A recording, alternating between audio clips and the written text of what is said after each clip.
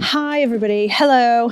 We're here today in beautiful Yorkshire and we're shooting today a puppy and a few of the dogs, and we're going to make them look like this.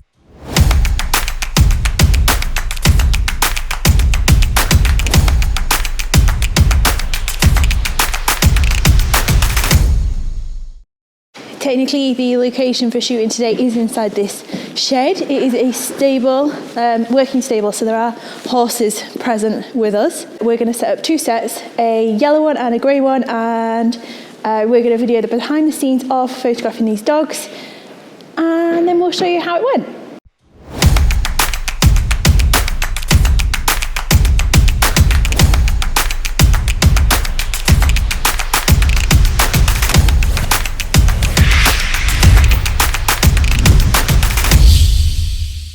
I just want to take a really quick second to thank Jess Clarehugh so much for allowing us the use of her dogs. If you recognise the Malinois, which was in the preview pictures and also towards the end of this video, that is because that is Dora, and she has just competed at Crufts this last week. So if you've watched Crufts, you may have seen her. She was amazing. Jess was amazing. Yeah, thanks so much for allowing us to use your dogs, Jess.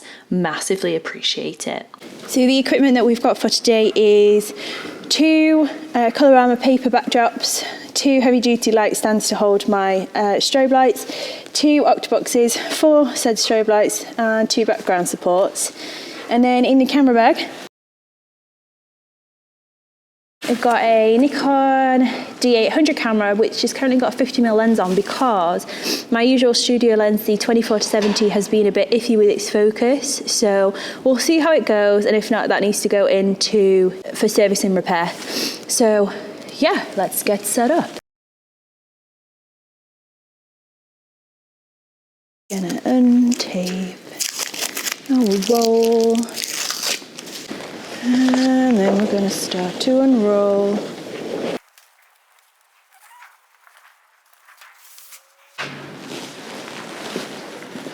We're going to clamp through with a massive clamp.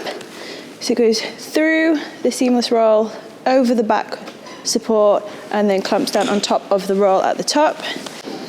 So just covering these clamping situations, these are much smaller clamps, but they're still going through the backdrop paper roll itself, and then over the backdrop paper roll and over the crossbar of the backdrop. And then what that does is that gives you a completely solid roll, and it won't move anywhere. And the same on the other side. The size of shooting with a narrower backdrop is basically that you need to have a lot more control over your subject, because it's much easier for them to move off the side of it. With a human, it's not that much of a big deal because you'd be using a longer lens and you can just tell them to move sideways if they need to. But with a dog, it is a lot harder. The downside, yeah, you've got to have a lot more control over your subject. The chances are we're going to have to do quite a bit of Photoshop work to extend the background wider, which isn't a problem. Putting our octobox up, these are pop-up ones, which is fab. Just like that. Grab your light and line up the little holes. Sorted! Slot these on there. It's looking good. Oh, these light stands are incredible. There is a link to these light stands in the description below. Look, solid. And the exact location, we're not going to know until we've got a subject in there, but it will, I would imagine, be about there. So just a quick one about these lights. They are Ilux Summit 600 threes, which means that they are completely wireless. The batteries last for ages. They shoot at high-speed sync, and they also have a short enough flash duration for you to be able to shoot at your normal 1/50/200th of a second and freeze action in the picture.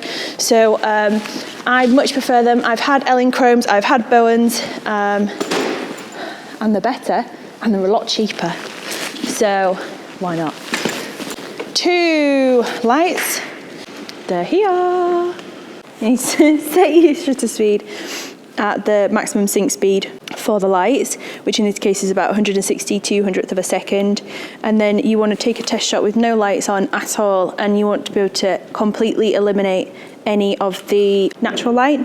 So what you want to achieve is a completely black image, like so, where there's no detail in the picture. And then if you were to turn your lights on, then you know that anything that is lit with artificial light is something that you have lit yourself. So I just get my lights at a level where I'm happy with the power that is being pushed out. Pretty much there. So we're shooting at f8, 160th of a second, ISO 100. I've got spot focus on, so single shot. For Puppy, I'll use continuous focus because Puppy will move more than a reliable model like Cara. So can you put Cara, please, in the middle of this yellow area here, like there, and just a sit and wait facing this way? Okay. Has Cara ever been in a studio before? No. Okay, so first of all, what we're going to do, Jess, if you stay there with her, and I want you to reward her with the ball whenever the lights flash, okay? So we're going to flash now. Good girl. So she can move off and just sort of chill out. Yeah. So if you just repeat that a few times until we're sure that she's completely happy with the lights flashing. Yeah? And at the same time, I will test just to see that we've got good light, which we do. If she's absolutely fine and the owner is fine with her being fine, I don't know. I think she's fine. Can you pop her in a sit and a wait and just ask her to stay on that background? And I'm on the floor right behind you, Jess, so just watch out. So I'll have the ball quite low down. Wait. Yeah, wait. And reward. Okay. There you go. So we want to keep it quite short and quite a fun experience for the dog so that they don't think that it's something that they should not enjoy. Just good there, thank you. Wait. Is it wait? Wait. Ready, wait. Good, okay. Good girl. So with the pictures that we've just got, we're able to see those okay. She's talking. She's fine. She's absolutely fine. So what we want to do is just do a quick check of the focus. Make sure that the dog's in focus and everything's fine. It is, as we've said, we'll clean up the background after. On this one, we're angling the lights more towards the front so that there's less spill over onto the backdrop. So the backdrop's slightly darker.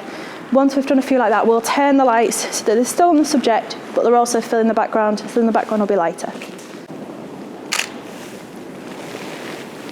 Do you know, she looks really good on this grey. Angle the lights more towards the background on this occasion. So we'll still light her from the front, but what we're also going to do is light the background a bit more, so it'll be a slightly lighter grey.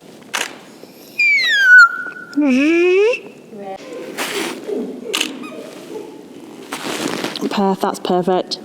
That's nice. That's nice. Perfect. She's done.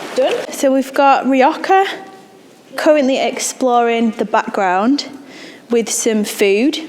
She's only 8 weeks old. Right, so she's quite happy now, tail's up. She's quite happy to be on the backdrop. So I'm just going to start to pop the lights while she's eating food. And as long as she's showing absolutely no signs of being concerned, so I think she didn't care at all. But she probably would have done had we just chucked her on and flashed a light. Yes, sit. Yay! So I'm going to shoot on this one on continuous focus instead of single shot. You need to stop Off with you, off with you, off with you, off with you. Ooh.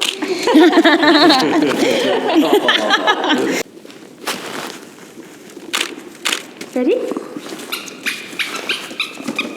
So the other option that we've got, if we've got a dog that doesn't stay still, is to lift them up off the floor, but we're going to try using a hand barrier first, just because of this yellow background. So what we've got is we've got Hazel available, who's going to use her hand or fingers to just put a little bit of backwards pressure on Puppy, and then Jess is going to move to just to one side. Have you got her? Yes. That was good. Ready? Sit. Good. Good, so we've got hands on. Where's Bear? Hands off. Hands on. Have her off. That'll do, that'll do. Good girl.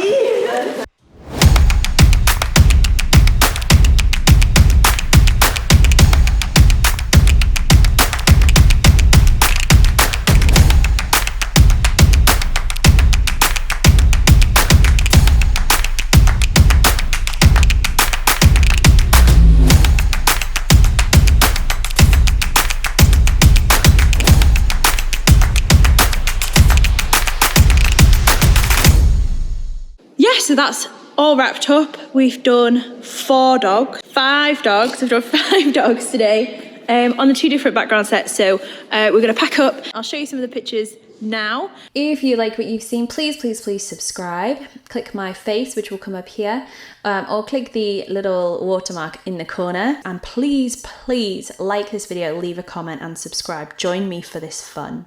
I'll see you again soon. And yeah, have a good week.